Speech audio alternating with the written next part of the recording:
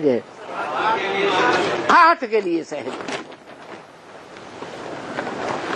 राजा बनने के लिए बहुत सहज राजयोग है।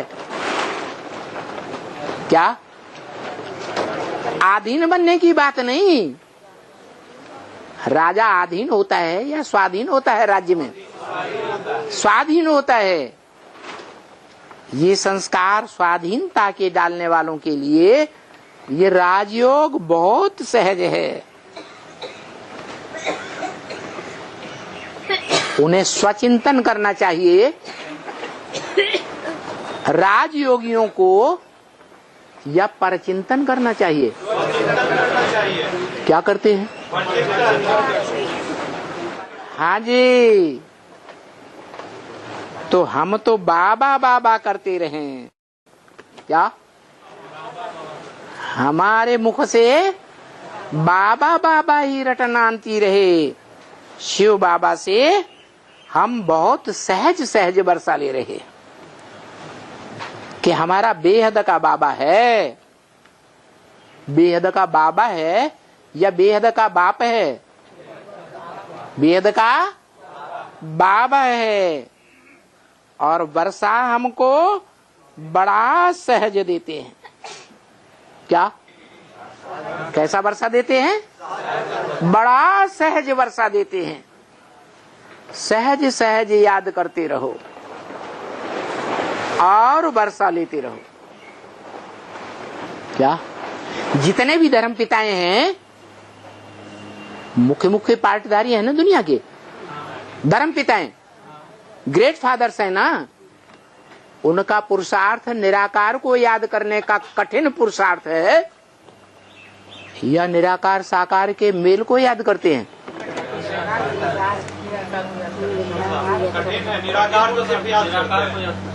निराकार को धर्म पिताएं याद करते हैं, साकार को तो याद करते ही नहीं, घृणा करते हैं।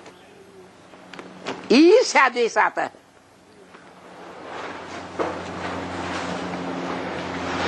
और बाबा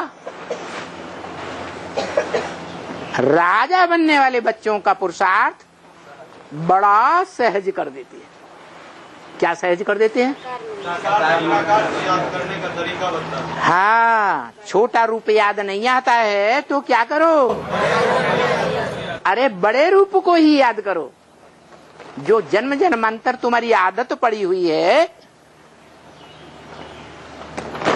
बुद्धि का योग साकार में लग जाता है, अटैचमेंट साकार स्वरूप में हो जाता है कि 63 जन्म आत्मा में होता रहा, साकार में होता रहा। तो ये बहुत सहज है। क्या? निराकार ज्योति बिंदु आत्मा नहीं याद आती है तो कोई बात नहीं। क्या करो?